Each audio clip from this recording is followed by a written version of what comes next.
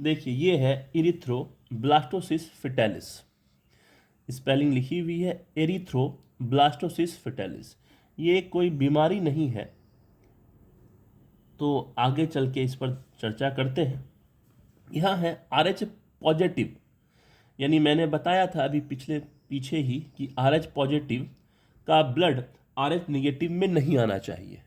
तो उसी पर है कि अगर RH पॉजिटिव वाले पुरुष की शादी अगर RH निगेटिव महिला के साथ हो जाती है तो अब देखिए, तो उनसे होने वाले संतानें यानी उनसे जो भी बच्चे पैदा होंगे सदैव RH पॉजिटिव ही होंगे, जो कि अच्छा नहीं माना जाता है। कोई भी रक्त समूह पॉजिटिव अच्छा नहीं माना जाता है। तो RH पॉजिटिव वाले पुरुष की शादी अगर RH निगेटिव महिला के साथ हो जाती है तो उनसे होने वाले संतानें सदैव RH पॉजिटिव ही होती है, यानी कि पिता अगर RH पॉजिटिव है, माता RH निगेटिव है, जो बच्चा होगा सदैव क्या होगा, RH पॉजिटिव ही होगा। यही रक्त समूह की जो बुरी स्थिति बन जाती है, यानी कॉम्प्लेक्स कंडीशन बन जाता है रक्त समूह का, कि प्लस माइनस मिलेगा तो प्लस ही बनेगा, और ये प्लस सही नहीं है। इसीलिए सही नहीं है कि अगर प्लस वाले की शादी अगर माइनस वाले के साथ होती है तो पहला संतान तो उत्पन्न हो जाता है पर दूसरा संतान नहीं बचता है। तो अब इसी में आगे बढ़ते हैं। अब देखिए यहाँ बात है प्रथम गर्भधारण की। ये है प्रथम गर्भधारण। अब देखिए प्रथम गर्भधारण यानी कि जो RH पॉजिटिव वाला पुरुष है, RH निगेटिव की महिला है, इनकी शादी अगर आपस में होती है तो जो फर्स्ट जो प्रेगनेंसी होगी उसमें क्या होगा, पहले गर्भधारण में भ्रूण का रक्त समूह, जो माता के गर्भ में जो भ्रूण पल रहा है का रक्त समूह जो कि RH पॉजिटिव है, क्योंकि ये जो पिता RH पॉजिटिव है तो माता के गर्भ में जो भ्रूण पल रहा है उसमें वो क्या है, कौन सी ब्लड ग्रुप का है, RH पॉजिटिव। क्योंकि मैंने साफ साफ लिखा है कि RH पॉजिटिव वाले पुरुष की शादी अगर RH निगेटिव से होगी तो संतान सदैव RH पॉजिटिव की ही होगी।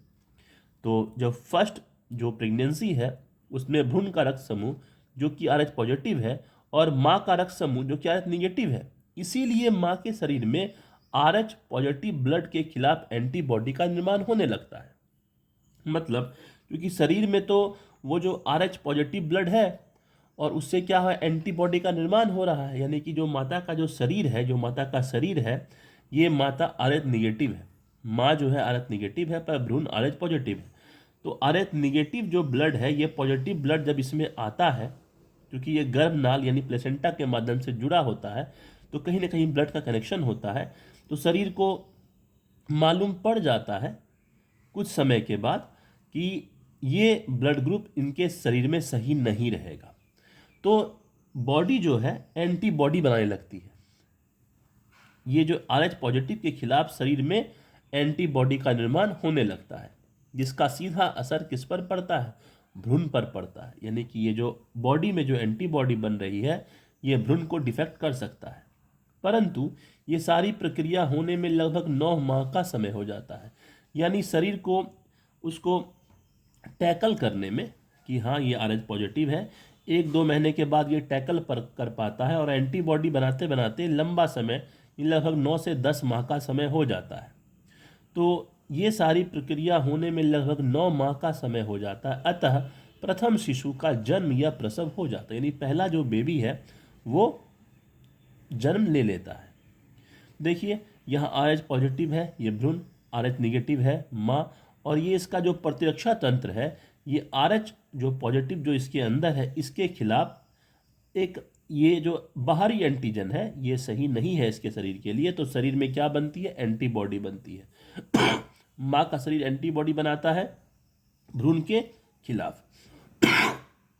तो ये तो हुआ पहला गर्भधारण। अब देखिए दूसरा गर्भधारण। दूसरे गर्भधारण के दौरान भ्रूण का रक्त समूह, ये तो पहला हो गया। अब दूसरे गर्भधारण के दौरान भ्रूण का रक्त समूह RH पॉजिटिव ही होगा। यहाँ पे क्लियर है, पॉजिटिव निगेटिव पॉजिटिव। हम जानते हैं कि माँ के शरीर में पहले से ही RH पॉजिटिव के खिलाफ एंटीबॉडी बन चुकी है। मैंने कहा था कि जब फर्स्ट बेबी डिलीवर होता है तो 9-10 महीने के अंदर बॉडी में एंटीबॉडी बन जाती है, तो फर्स्ट बेबी तो हो गया, लेकिन जब सेकेंड बेबी की बात आएगी तो दूसरे गर्भधारण के दौरान भ्रूण का रक्त समूह RH पॉजिटिव ही होगा, क्योंकि पिता पॉजिटिव है माता निगेटिव है तो रिजल्ट पॉजिटिव ही आएगा। तो हम जानते हैं कि माँ के शरीर में पहले से ही RH पॉजिटिव के खिलाफ एंटीबॉडी बन चुकी है। मैंने पहले बता दिया है कि पहले निगेटिव जो माँ थी, पिता थे पॉजिटिव, तो ये बन चुका है, एंटीबॉडी का निर्माण हो चुका है। अब जैसे ही दूसरा भ्रूण शरीर में बनना शुरू होगा तो एंटीबॉडी और एंटीजन प्रतिक्रिया करेगा। यानी ये जो एंटीजन है, ये जो RH पॉजिटिव जो एंटीजन है और माता के शरीर में जो एंटीबॉडी पहले से बन चुकी है, दोनों में तुरंत रिएक्शन होगा, क्योंकि एंटीबॉडी पहले ही शरीर में बन चुकी है। कब बनी है? प्रथम गर्भधारण के दौरान ही बन चुकी है। ठीक है। तो अब भ्रूण के शरीर में एंटीबॉडी और एंटीजन प्रतिक्रिया कर लेता है, क्योंकि अब जो भ्रूण जो तैयार हो रहा था उसमें प्लस भी है और माइनस भी है, और भ्रूण क्या होता है? नष्ट हो जाता है। इस प्रकार यही प्रभाव भविष्य के सभी गर्भधारण पर पड़ता है। यानी जितने भी गर्भधारण अब आगे होंगे, और जैसे ही महिला गर्भ को धारण करेगी उसकी भ्रूण की मृत्यु हो जाएगी। इसी को कहते हैं एरिथ्रोब्लास्टोसिस फेटालिस। तो आज का टॉपिक यही खत्म होता है। आप इसका स्क्रीनशॉट ले सकते हैं।